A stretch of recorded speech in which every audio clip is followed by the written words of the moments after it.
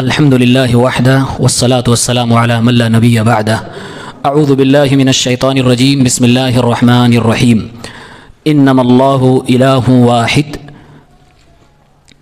اللہ رب العالمین کے اسماء الحسنہ میں سب سے بڑا نام، سب سے اہم نام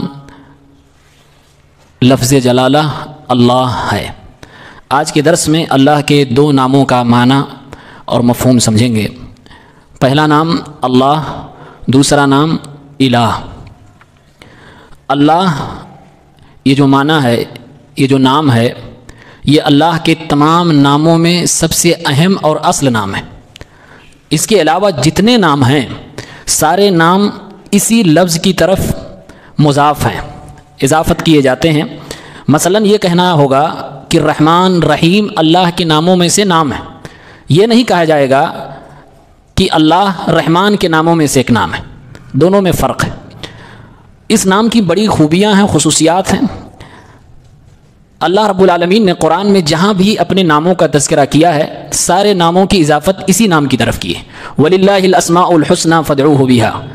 اللہ کے پیارے پیارے نام ہیں، اللہ کے پیارے پیارے نام ہیں۔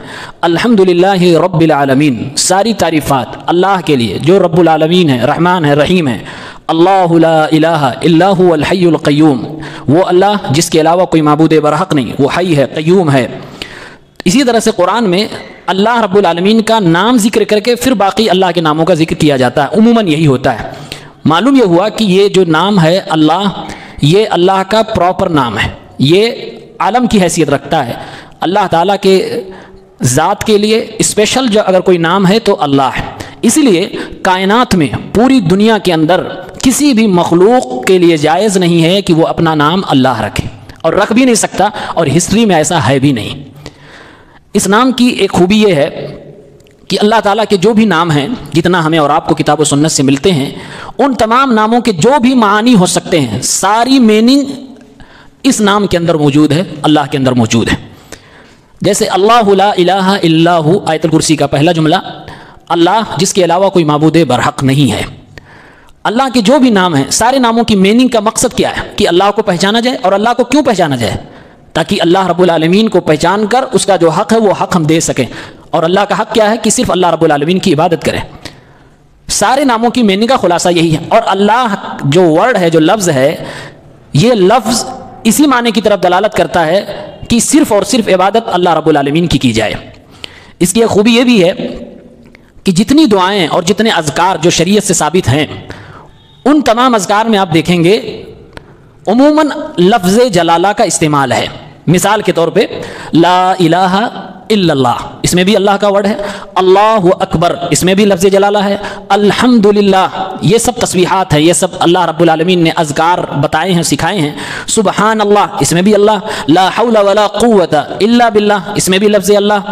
حسبی اللہ ونعم الوکیل، اس میں بھی لفظ جلالہ۔ انا للہ وانا الیہ راجعون، اس میں بھی بسم اللہ، اس میں بھی اعوذ باللہ، اس میں بھی انشاء اللہ، اس میں بھی ماشاء اللہ، اس میں بھی۔ اس طرح سے وہ اذکار جو شریعت سے ثابت ہیں، صحیح سند سے ثابت ہیں، اس میں یہ لفظ جلالہ عموماً شامل ہوتا ہے۔ ایک بات یہاں قابل غور ہے کہ صرف لفظ اللہ 1000 بار، 500 بار، 100 بار، اس طرح کی جتنی باتیں کہی جاتی ہیں اور صوفیہ نے بتائی ہیں، سب کے سب غلط۔ صرف یہ ورڈ، کوئی ذکر نہیں ہے، کوئی دعا نہیں ہے کہ آدمی بیٹھ کے اللہ اللہ اللہ کہتا رہے، یہ کوئی دعا ثابت نہیں ہے۔ یہ صوفیوں کا گڑا ہوا عقیدہ ہے، ان کا گڑا ہوا، ان کی گڑی ہوئی دعا ہے، لہٰذا صرف لفظ اللہ سے کوئی دعا اور کوئی ذکر نہیں کیا جائے گا۔ یہ نام لفظ اللہ قرآن کریم میں سب سے زیادہ اللہ کے ناموں میں سے آیا، تقریباً 2200 سے زیادہ مرتبہ لفظ جلالہ قرآن میں استعمال ہوا ہے۔ 33 آیتیں تقریباً اسی لفظ سے، لفظ جلالہ سے شروع ہوتی ہیں، جیسے آیت الکرسی کی شروعات ہے اللہ لا الہ الا هو الحی القیوم۔ اس طرح سے 33 آیتیں تقریباً ہیں۔ علماء کی ایک بڑی جماعت نے یہ کہا ہے کہ اللہ کے اسم اعظم کے بارے میں کہ یہ نام لفظ جلالہ اللہ، یہی اسم اعظم ہے۔ اسم اعظم کا مطلب یہ ہے کہ وہ نام جس نام کو ذکر کر کے اگر دعا کی جائے تو ضرور اللہ تعالیٰ دعا قبول فرماتا ہے، جو مانگا جائے اللہ ضرور دیتا ہے۔ اسپیشل کسی دن درس میں انشاءاللہ یہ بتایا جائے گا کہ اسم اعظم کیا ہے اور کون کون سے نام اس کے اندر شامل ہیں، علماء کا اس میں کیا اختلاف ہے۔ اس لفظ کی میننگ کیا ہے؟ یہ لفظ جو ہے اللہ، یہ الہ سے مشتق ہے۔ الہ کے معنی ہوتے ہیں معبود، اللہ کے معنی ہوتے ہیں معبود برحق، حقیقی طور پہ جو عبادت کے لائق ہے اسی کو الہ، اسی کو اللہ کہتے ہیں۔ قرآن کریم میں اللہ نے فرمایا انما اللہ الہ واحد، بے شک اللہ ہی ایک اکیلا معبود برحق ہے۔ سبحانہ ان یکون لہ ولد، اس کی ذات پاک ہے کہ اس کا کوئی بیٹا ہو۔ لہو ما فی السماوات و ما فی الارض، آسمانوں میں اور زمینوں میں جو کچھ ہے وہ سب اسی کا ہے، اسی کی بادشاہت، اسی کی ملکیت میں ہے۔ وکفی باللہ وکیلا۔ تو اس آیت کے اندر اللہ اور الہ دونوں نام استعمال ہوئے ہیں۔ یقیناً اللہ ہی معبود برحق ہے اور وہ اکیلا ہے، تن تنہا ہے۔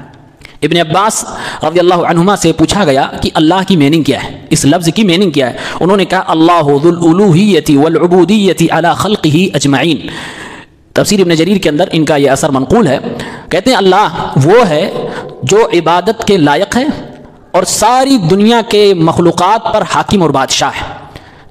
ان کی اس تفسیر میں دو باتیں بتائی گئیں، ایک یہ کہ اللہ رب العالمین کی صفت یہ ہے اور اللہ رب العالمین کا حق یہ ہے کہ صرف اسی کی عبادت کی جائے، اور بندوں کا حق یہ ہے کہ وہ صرف اسی اللہ کی عبادت کریں، یعنی بندوں کے اوپر ذمہ داری ہے کہ صرف اسی اللہ کی عبادت کریں، اس در کے علاوہ کسی در پہ نہ جائیں، اور اللہ کا حق یہ ہے کہ صرف اور صرف اسی کی پرستش کی جائے، اللہ کو چھوڑ کر کسی اور معبود باطل کی طرف نگاہ اٹھا کر دیکھا بھی نہ جائے، سنا بھی نہ جائے، سوچا بھی نہ جائے۔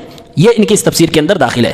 قرآن کریم میں اللہ تعالیٰ نے انہی دونوں صفات کو کئی جگہ پر استعمال کیا۔ فرمایا اللہ نے اننی انا اللہ، اے میرے بندو میں یقیناً میں اللہ ہوں، لا الہ الا انا، نہیں ہے کوئی معبود برحق مگر میں، یعنی میرے علاوہ کوئی معبود برحق نہیں، فاعبدنی، تو میری ہی عبادت کرو، واقیم الصلاۃ لذکری، اور نماز قائم کرو میرے ذکر کے لیے، میری یاد کے لیے۔ وما ارسلنا من قبلک من رسول، آپ سے پہلے جتنے بھی رسول ہم نے بھیجے ہیں، الا نوحی الیہ، سب کی طرف ہم نے یہ وحی کی ہے، انہ لا الہ الا انا، کہ نہیں ہے کوئی معبود برحق سوائے میرے، فاعبدونی، تو صرف میری ہی عبادت کرو۔ یہ اللہ رب العالمین نے ان دونوں آیتوں کے اندر الہ اور اللہ دونوں اپنے ناموں کو ذکر کیا اور بندوں سے مطالبہ کیا کہ صرف میری عبادت کرو، کیونکہ میرے علاوہ کوئی معبود برحق نہیں ہے۔ اللہ کے جتنے بھی نام ہیں، سارے ناموں میں تین نام ہیں جو سب سے مین ہیں، اہم ہیں۔ ایک ہے اللہ، دوسرا نام ہے رب، تیسرا نام ہے الرحمن، اور تینوں سورہ فاتحہ کے اندر مذکور ہیں۔ قرآن کریم میں سورہ فاتحہ جو سورت ہے، ابن قیم رحمہ اللہ مدارج السالکین کے اندر لکھتے ہیں الحمدللہ رب العالمین، یہ اللہ، اس نام کا تقاضا ہے اور اس نام کا مطالبہ ہے کہ ساری عبادت صرف اللہ رب العالمین کے لیے کی جائے۔ اسی لیے آگے چل کے کہا گا ایاک نعبد، کہ ہم صرف تیری ہی عبادت کرتے ہیں۔ شروع میں اللہ نام ذکر کر کے بعد میں کہا گیا تم خود کہو کہ ہم صرف تیری عبادت کرتے ہیں۔ اس کے بعد رب العالمین، سارے جہانوں کا پالنے والا، اور اسی آگے چل کر کہا گیا وَإِيَّاكَ نَسْتَعِينُ، ہم تجھ سے ہی مدد طلب کرتے ہیں۔ یعنی اللہ کو جب آپ نے اللہ کہہ دیا تو آپ کے اوپر واجب ہے، فرض ہے کہ صرف اس کی عبادت کریں، اور جب اس اللہ کو آپ نے رب مان لیا تو آپ کے اوپر واجب اور فرض ہو گیا کہ صرف مدد اسی اللہ سے مانگے۔ اور اس کے بعد اگلی آیت میں کہا گیا الرحمن الرحیم۔ ابن قیم رحمہ اللہ فرماتے ہیں جب بندے نے اللہ کو رب بھی مان لیا، رحمان بھی مان لیا، تو بندے کا حق ہے کہ اپنے رب سے رحمت طلب کرے، اور انسان کے لیے، مخلوق کے لیے سب سے بڑی اللہ کی طرف سے دی ہوئی رحمت و نعمت یہ ہے کہ اس کو صراط مستقیم مل جائے۔ اس لیے آگے کہا گیا اہدنا الصراط المستقیم، اے اللہ رب العالمین ہمیں صراط مستقیم کی طرف ہدایت دے، ہمیں صراط مستقیم قبول کرنے کی، اس تک پہنچنے کی اور اس تک جانے کے لیے رہنمائی فرما۔ تو لفظ اللہ اور الہ، یہ جو دو نام ہیں، ان دونوں ناموں کا مطلب، مفہوم، جو بھی آپ کہہ لیجئے، بس یہی ہے کہ انسان جو بھی اپنے رب کو اللہ کہتا ہے وہ اس رب کو چھوڑ کر کسی اور کو اپنا معبود برحق، اپنا معبود، اپنا مسجود تسلیم نہ کرے۔ جو بھی مسلمان اللہ کو ماننے والا ہے اس کے لیے ذرہ برابر کہیں گنجائش نہیں ہے کہ وہ اپنے منہ سے یہ بھی کہے کہ ہمارا رب اللہ ہے اور پھر اس کا سر کہیں اور جھک رہا ہو، کہیں اور وہ سجدے کر رہا ہو، کسی اور کے لیے رکوع کر رہا ہو، کسی اور کا طواف کر رہا ہو، کسی اور کی فرمانبرداری کر رہا ہو، اس کے لیے ذرہ برابر جائز نہیں ہے۔ اگر مختصر یوں کہا جائے کہ اگر مسلمانوں کو یہ معلوم ہو جائے من رب کا، تیرا رب کون ہے، اور جواب میں سب کہتے ہیں اللہ، اگر اللہ کی میننگ معلوم ہو جائے تو ایک ایک مسلمان توحید پرست ہو جائے گا، شرک کے دروازے پر کبھی بھی وہ دستک نہیں دے گا۔